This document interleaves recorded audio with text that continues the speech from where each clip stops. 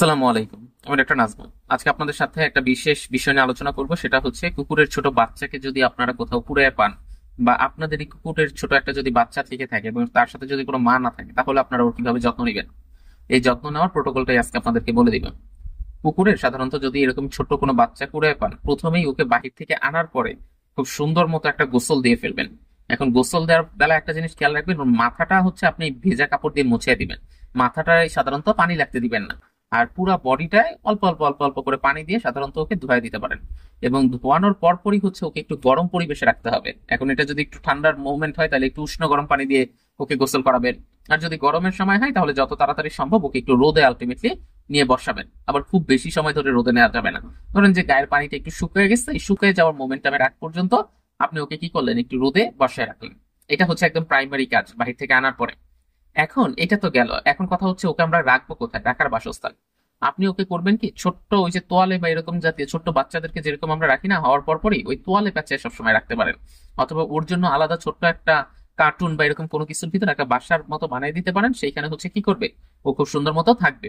এটা হচ্ছে ওর প্রাইমারি স্টেজের বাসস্থান।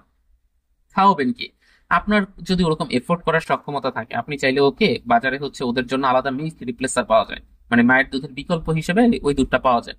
তো বিভিন্ন পেট শপে আপনি একটু আপনার এলাকার খোঁজ নেবেন। খোঁজ নিলেই দেখবেন যে এখন তো প্রায় অনেক জায়গায় পেট শপ আছে, সেখান থেকে বা অনলাইনেও আপনি চাইলে অর্ডার দিয়ে ওদের জন্য আলাদা ডেডিকেটেড যে মিল্ক রিপ্লেসারটা আছে সেটা এনে খাওয়াইতে পারবেন। আর যদি দেখেন যে সেটা খাওয়াইতে পারতেছেন না, তাহলে বাসায় অল্প পরিমাণে গরুর দুধ খুব ভালো ওরকম ভাবে ফুটাবেন। ফুটায় সেটার সাথে অনেকটা পরিমাণ পানি যোগ করবেন।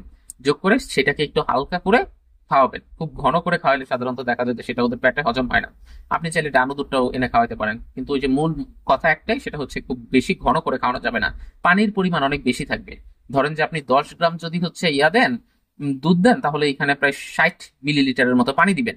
যখন জিনিসটা এতটা পরিমাণে আলটিমেটলি লিকুইড থাকতেছে, এরকম ভাবে খাওয়াইলে দেখবেন যে ওর আলটিমেটলি কি হজমে কোনো সমস্যা তৈরি হচ্ছে না, বা ও পুরাটাই হচ্ছে নর্মালি ঠিকঠাক থাকতে পারতেছে। এই খাবারটা চলবে কতদিন, এই খাবারটা চলবে হচ্ছে প্রায় 1.5 মাসের মতো। 1.5 মাসের মতো যখন ওকে অল্প অল্প করে এই খাবারটা দিবেন, তখন দেখবেন যে আস্তে আস্তে ও ঠিক থাকতেছে। এখন তারপরেও দেখবেন কি ওর পেটে আলটিমেটলি গ্যাস ফর্ম করতেছে, কারণ এটা তো আসলে ওদের দুধ না।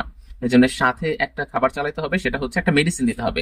ওই যে পেটে যাতে আলটিমেটলি গ্যাস ফর্ম না করে। আপনি আপনার পেটের সাথে যখন কনসাল্ট করবেন, আপনি চাইলে আমার সাথে যোগাযোগ করতে পারেন, আমি আপনাকে এটা বলে দিতে পারবো। তো ওই মেডিসিনটা আলটিমেটলি কতটুকু পরিমাণে দিবেন এটা ভেট তো আপনাকে বলেই দিচ্ছে। ওইটা আর সাথে এই দুধটা অল্প অল্প পরিমাণে চলবে, দেখবেন যে খাবারটা তখন সয়ে যাবে। তো এরকম 1.5 মাস পর্যন্ত এটা খাওয়াইলেন। খাওয়ানোর পরে ওকে করবেন কি, আস্তে আস্তে চিকেন স্টক বা হচ্ছে মাছের স্টক যেটা আছে এগুলোর সাথে ওরে অল্প অল্প পরিচয় করাই দিবেন। এটার সাথে পরিচয় করানোর পরে ও দেখবেন যে প্রথম প্রথম একটু খাইতে চায় না, শুধু দুধ চলবে, পাশাপাশি এটাও চলবে। 2 মাস পর্যন্ত এটা চলার পরে তারপরে ওকে আলটিমেটলি আপনি চাইলে বোনলেস যে মাংস আছে, তারপরে হচ্ছে কলিজা আছে, এগুলাকে আলটিমেটলি হচ্ছে ব্লেন্ড করে ওর খাবারের সাথে মিশিয়ে দিতে পারবেন। এভাবে দিলে দেখবেন যে ও আস্তে আস্তে ঠিক থাকতেছে। আর গোসলের যে বিষয়টা আছে, গোসলের বিষয়টাকে আপনি এইভাবে হ্যান্ডেল করতে পারেন। সেটা হচ্ছে ছোট বাচ্চাকে 3 মাস বয়সের আগে বা 2 মাস বয়সের আগে সাধারণত গোসল দেওয়ার কোনো প্রয়োজন নাই। শরীরটা একটা ভেজা কাপড় দিয়ে একটু মুছে দিবেন। মুছে দিয়ে যেন আবার ওর বডিতে কোনো পানি না লেগে থাকে সেই দিকেও খেয়াল রাখবেন। একটু গরম একটা পরিবেশে রাখবেন।